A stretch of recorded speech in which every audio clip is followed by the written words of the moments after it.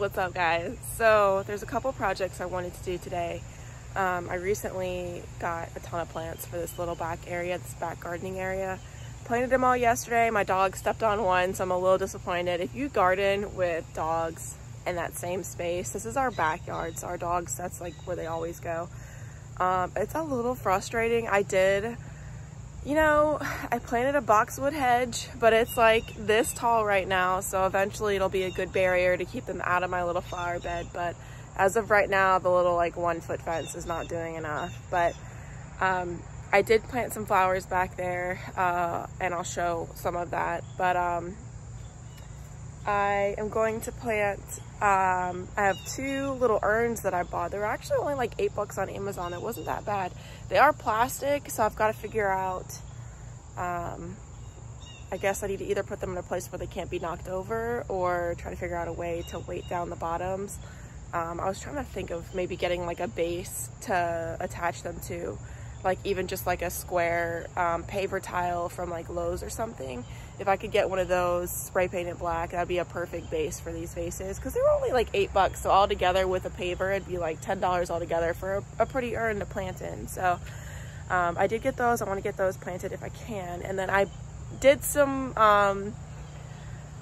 let's see, I did some shopping for some fall crops. So it's August, like mid-August right now, and I picked up some lettuce, and it's actually like a seed tape for lettuce, and then I picked up some seeds for beets.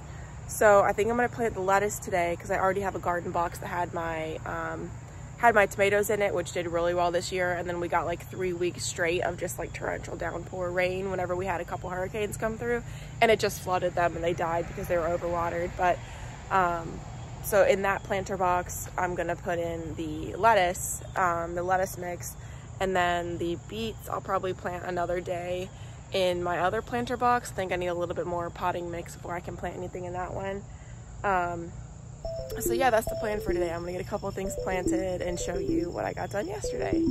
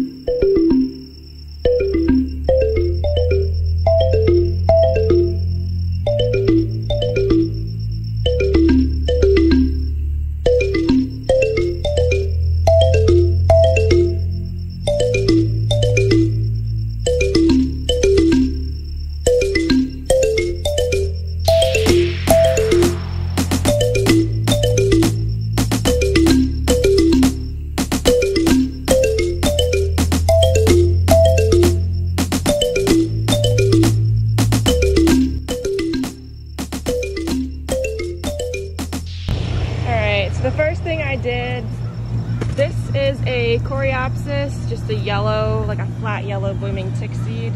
I pruned back the whole thing. These stems are very strong, so hopefully this will flush back a little bit and grow in more of a compact habit, but it's, you know, it was out of control. So these are the little urns I was talking about, and I just thought they were the cutest thing. Like I said, they're only like $8 on Amazon, so I think I might try to put like this other Coreopsis with the Zinnia in one. I brought this from the front of the house. It's just one of those like dragon's breath, you know, plants they come out with every year. I thought it might look good in one of these, not totally sure yet. But this is what I'm planting next. So this hibiscus has been sitting in this bucket since I bought it, and I just really want to get it into a pot, so I'm gonna plant it into this one and then put it over by the pool. So this one blooms this beautiful double bloom, like a buttery apricot color, absolutely gorgeous. And I don't know, oh, it does have one.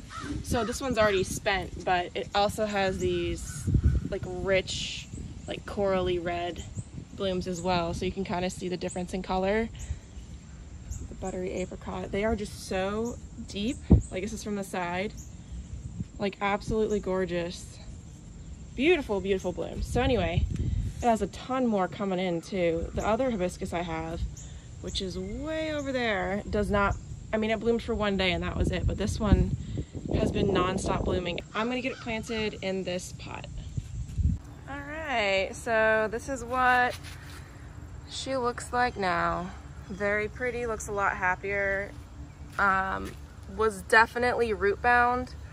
This is about as much soil as I could get into this pot. I'll probably maybe put a little bit of mulch up there just to protect the roots, you know, while it's establishing new roots. But there's some pretty thick roots, like this one right here is pretty thick. So yeah, it looks a lot happier.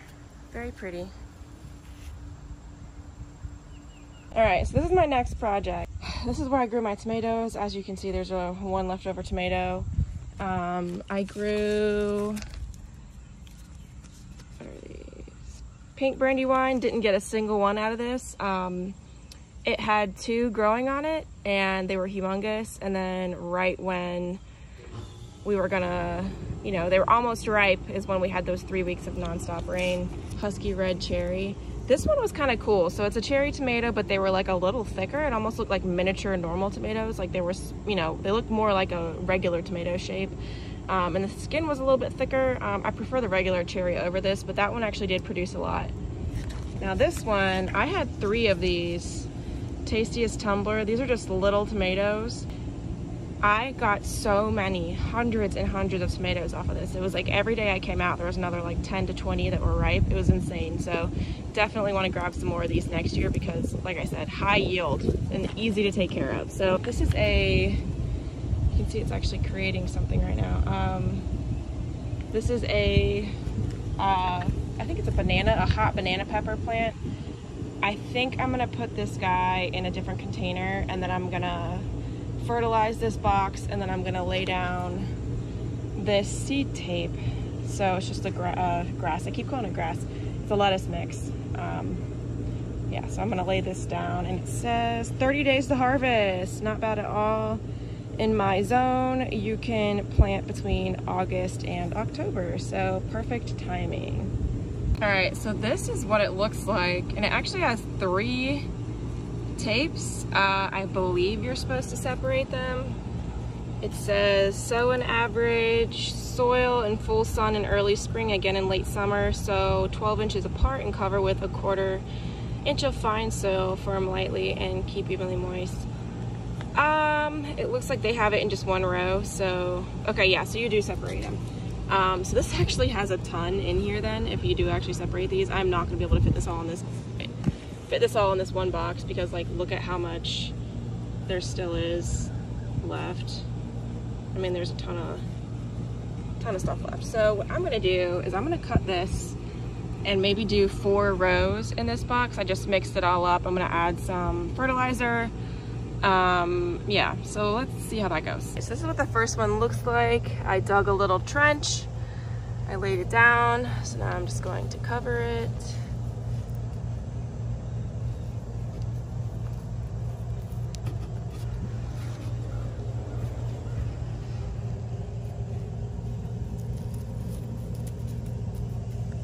down.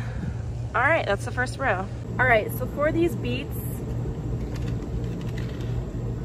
I'm just gonna use this little self-watering seed starter kit that I have, and we're gonna use this instead.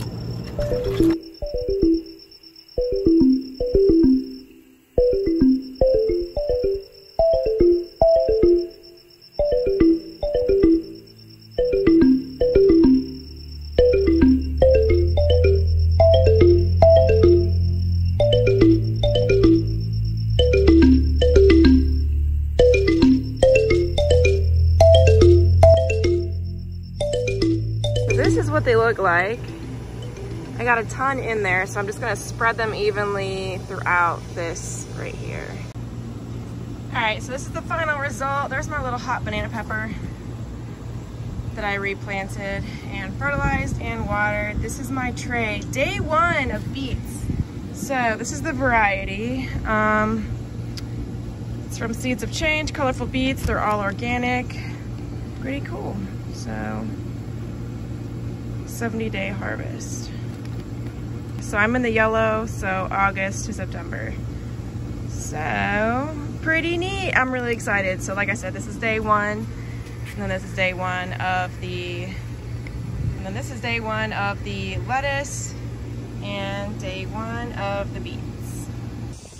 All right, so this is the last little project I'm gonna work on. I'm gonna get this zinnia and this coreopsis planted in this little urn, and then that's gonna be it for today.